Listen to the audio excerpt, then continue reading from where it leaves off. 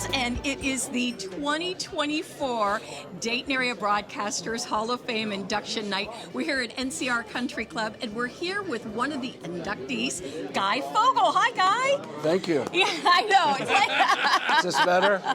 much better. How are you doing? I'm doing well. Thank you, Good. Kim. I appreciate it. Now, tell us, what was it like when you found out that you were going to be inducted this time around? Well, when I got a phone call from Retha, I thought it was a joke. I thought it was somebody messing with me. Because Donnie Brown used to do stuff like that to me. And so when I first got it, I was like, yeah, okay. And then I called her back because I was listening to a message. I thought, you know what, I better call her back because it kind of sounds like her. And then it was pretty exciting. That is wonderful. Yeah. Now, do you have your speech all ready for tonight? I back in the day, people who worked with me will tell you that I never used script, and it'll be 3 minutes or less, and there'll be no script. Well, Guy, the other night I was watching the 25th anniversary video of the old MDA telethon. That's right, yeah. And just such a wonderful thing It was. that Channel 22 back then engaged in. And I know you talked to people about Johnny Walker and some of the other people that made those telethons, what they were. That's right. And raised incredible amounts of money for muscular dystrophy. Well, and I think aside from the raising the money, is Donnie in particular, all of us were very hands-on. We rolled our sleeves up and we got involved. Right. At the camps and things like that. And I know it was near and dear to Donnie's heart. When he became the host, Johnny put me as the backup host, and then they had me doing all the live segments for a couple of years. And it was just so cool because the communities were so on fire for it. It meant something. Yes. And there was competition amongst the community. It was really neat. So I think it meant something to all. it did, yeah. And it's one of those things where you look back and you go, wow, those truly were the good old days. Yes, isn't that the truth? Yeah. Those were the good old days. Absolutely. Is there anything besides the MDA telethon and being a part of that with Channel 22, any other just memory that just sticks out in your brain from your illustrious career? Well, I was the only person to work at all 4 stations and not get fired. Oh, there you go. I came close. Came close, Kim. But Carl Day was the other one, and Kathy Hart. Oh, yeah. Yeah, I think Kathy did the routine. But I think the coolest thing was when I was at 2, all the oncologists, because I battled cancer twice, I was pretty, outward about it. And all the oncology groups in the Miami Valley selected me to represent them in Washington, D.C. for the Patient Advocate Congress. I got to sit down one-on-one with these folks and talk about my story and talk about, our communities. And it was just, I wouldn't have been asked to do it hadn't I been in television. And television opened up a lot of doors. I never really took it serious being on air. But when I had opportunities like that, I loved it. I embraced it and loved it. So. Well, Guy, congratulations. Have Appreciate a it. wonderful time tonight. Oh, I got my family here. My 7-year-old's convinced that he needs to come out and be interviewed, so I'm going to try to keep him away from this. So. Welcome to the official neighborhood, Guy. Yes, thank you. I appreciate it. I thought you were pointing at my son. I was going, oh, he's here. Yeah. And we're here once again with another inductee here at the Dayton Area Broadcasters Hall of Fame 2024. Tom Michaels, how you doing? Really good.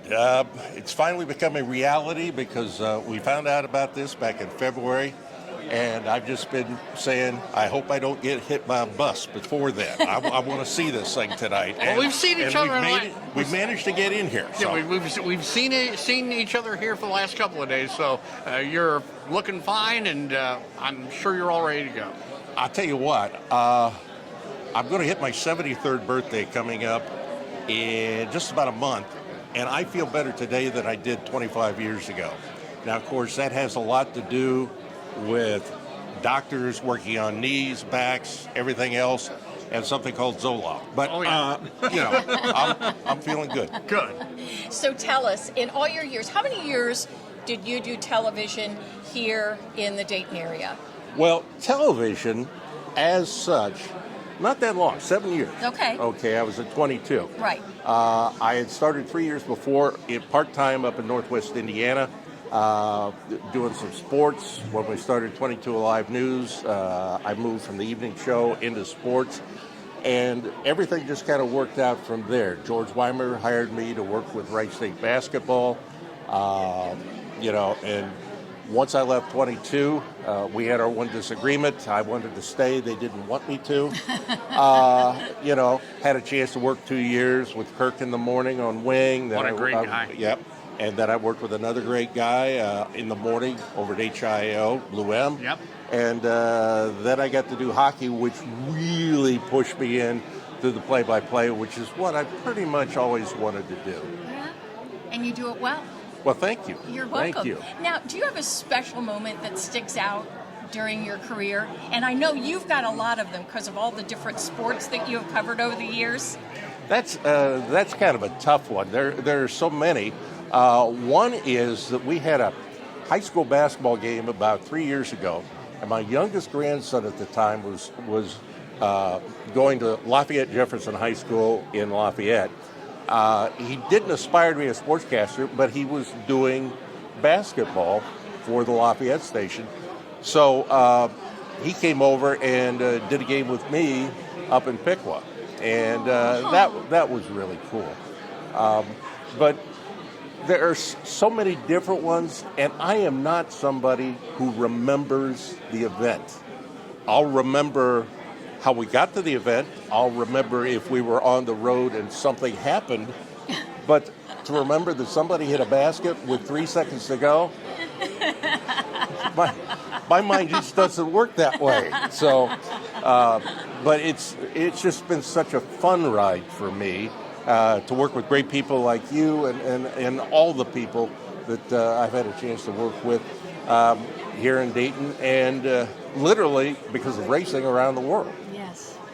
Well, I cannot tell you how proud we are to be able to welcome you into the class of 2024. It's been a dream come true for me. You don't get into this business thinking about these sort of things. When it becomes reality, it really means a whole heck of a lot, and it certainly has for me and my family, and we got everybody that's left pretty much here. So that's awesome. Well, congratulations. Well, I appreciate it, Kim. Yes. Thank All the you. best. Thank you. Well, we're here with Montgomery County Commissioner Judy Dodge, who is being honored tonight at our Dayton Area Broadcasters Hall of Fame. She is receiving the Community Service Award. Judy, thanks for being here. Oh my gosh, this is so exciting. Usually I'm working behind the scenes, and for me to be out here like this, it's like, whoa, I'm not used to this. So I'm very tickled, very pleased. Thank you. Well, for all of the hard work that you've done to make sure that the Dayton Area Broadcasters Hall of Fame would have a home, we are honoring you tonight for all of that hard work that you did. Thank you, thank you, thank you, thank you. And it has been a process. Trust me, it's been a process. But we couldn't be more pleased that it's going to be at the old courthouse. And it's very exciting. And we're going to have an announcement here, and it's exciting. That's all I can say. Can't wait to see it all. Oh yeah, definitely. Everybody's going to be very impressed. And of course, we go back a long way, Judy, with remembering Charlie. Yes. This is what started me with this organization was my dad being at Wing radio station with Jack Weimer, and I believe George is here tonight, his father. And then he went on to Channel 7 for a while, so he's been very involved, and it was honor for me to be able to nominate him. And so now I'm joining my dad, so I couldn't be more pleased. That is absolutely wonderful. And one of I shouldn't say partner in crime, but your partner in crime, Carol Sampson, is also being honored tonight. Yes. And she is absolutely fantastic, and she has worked so hard with this organization as well as the community. So I'm tickled to be a partner with her. Well, we are very happy to have you here tonight. Congratulations. Thank you. And welcome to the hall. Yes! I can't wait. Our pictures are going to be on there, the three of us. That's right. There you go. Thank you. And thank you. And we're back once again with a very prominent member of our Dayton broadcasters community, Jamie Jarosik from WDTN, meteorologist, in fact. How's the weather looking? It is gorgeous. We've kind of gotten back to summer, but fall's coming this weekend, so. Yeah, so that's all right. Enjoy it while it happens, Kim.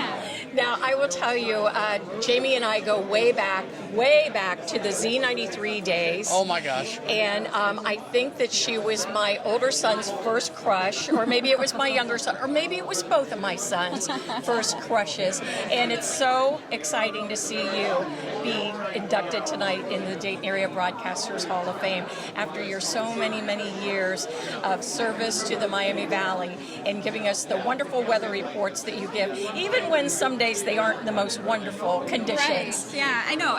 This is kind of a surreal thing for me. I don't feel like I'm up there with some others like you. You're like legend. Like this is just, I'm kind of like in a whirl right now. So. Well, and as you should be, and you're much deserved. Now, let me tell you also another thing. We were just talking to Guy Fogel, who battled cancer twice, and you were so open with Jamie's journey, your journey with breast cancer, and you look amazing, and I'm hoping you feel amazing. I do feel amazing, and like going through all of that, I have to make something positive out of this really crummy situation. So to help others feel that they're not alone, to, be there for people in need. Like that is just what I want to do, to remind people to self-care, get yourself checked, to do your screenings. Like that was very important to me. And you really did make a difference to so many people. I've talked to so many people since your diagnosis that said, I was watching Jamie and she gave me the courage to keep moving forward, and you should be so proud of yourself for what you've done. And I've got to ask you another question. Out of all these years being a meteorologist here in Dayton, do you have one day that sticks out in your mind? There was a hailstorm. It was like this baseball-sized hail. I can't remember what year it was, maybe 2011. Was it the derecho or whatever? A what? The derecho we had, or? No, it wasn't the derecho. It was just this giant hailstorm that came through, and I just remember working with Carl and like the hail reports, and it was kind of when pictures were first starting to like come in because social media was becoming a thing, and we were seeing just how large this hail was, and it was just mind-blowing. And working alongside a legend like Carl, like that's a dream come true. I remember watching him as a kid, and oh my gosh, to be able to work with him and learn from him, it was fantastic. And he's here tonight, and I know he's going to be cheering loudest when you get up there to say your remarks. And we just say congratulations and welcome to the hall. Thank you. I appreciate it. And we will make sure we clap loudly. Okay. All right, there you go. Thanks, Jamie. We're talking to Mr. Chuck Hamlin, well-known WHIO television employee and radio personality, some aplomb as far as doing the news is concerned. And welcome to the Dayton Area Broadcaster Hall of Fame. I'm not comfortable in this position. There's a man. Yeah, exactly. I spent my career, 41 years at WHIO, behind the camera. And that's where, quite frankly, I think I am well-deserved being not on television and being behind the camera. But I enjoyed every bit of it. Got to see a lot of things that, are going to stick with me, good and bad, for a long time. But it's What are some of the things that stick with you?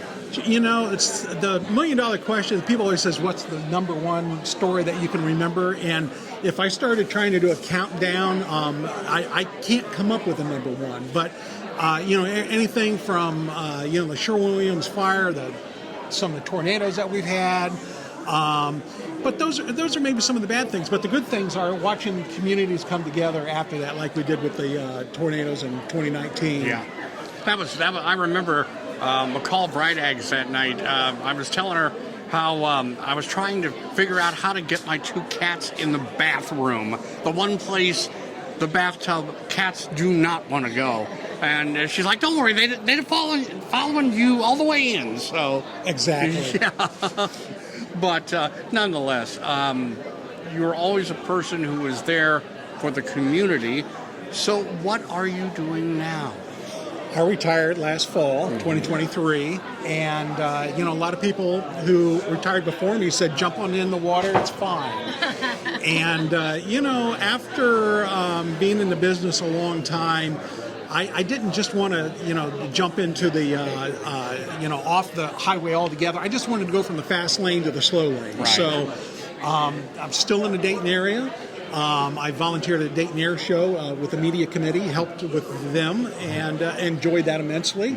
Other than that, I'm just around the Dayton area, retired. Enjoying life. Enjoying it, life. absolutely. Yes. Kim knows all about that, Yes, too. not getting that phone call at like 3 o'clock in the morning that you need to go somewhere with that camera. Exactly. Well, as you get your award tonight, I'm sure there is an engineer up there who, by the name of Kurt Farmer, Yes. who remembers you and me and everybody very, very well, and I'm sure he's smiling down on you tonight, Chuck. Absolutely. Kurt Farmer, I think, steered a lot of people into the business. Yes.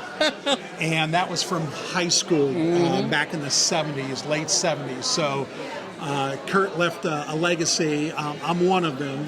Thank you, Kurt, for helping me get into the business.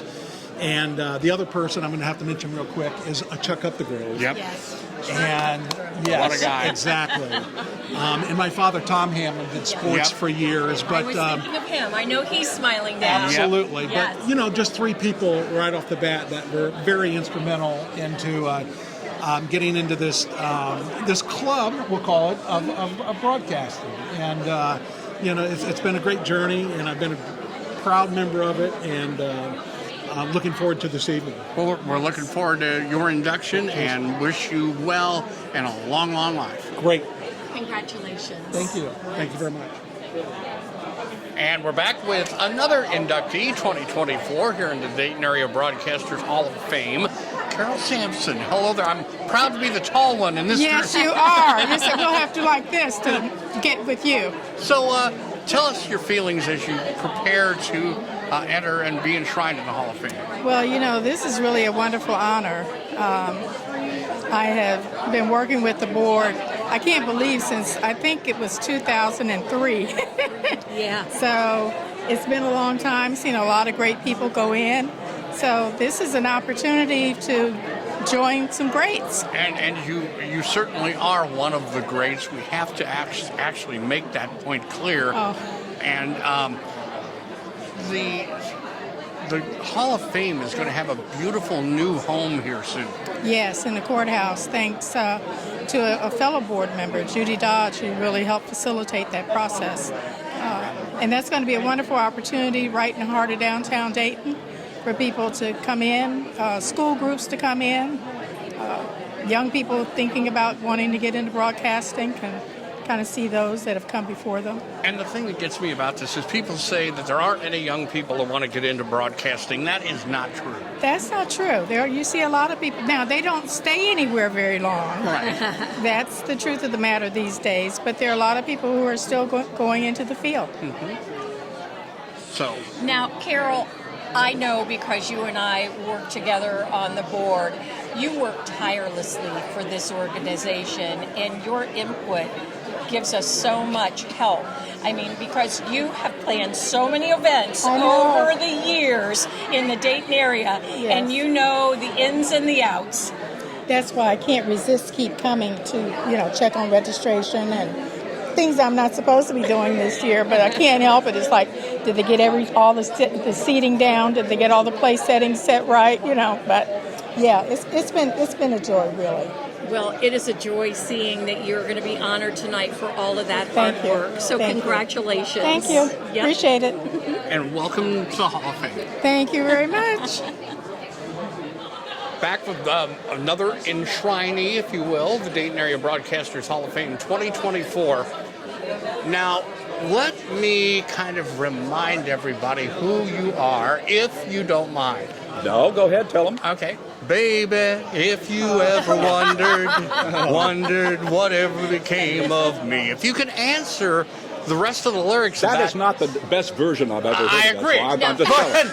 But you can know this guy right here, graduate of Fairmont High School, Program Director Andy Travis of WKRP in Cincinnati. Mr. Gary Sandy. Welcome. Isn't that the cutest thing? Yes, it is. It is Aren't very they cute. starling? It's nice to be here. Hello, everybody. So, So you've had a busy week this week.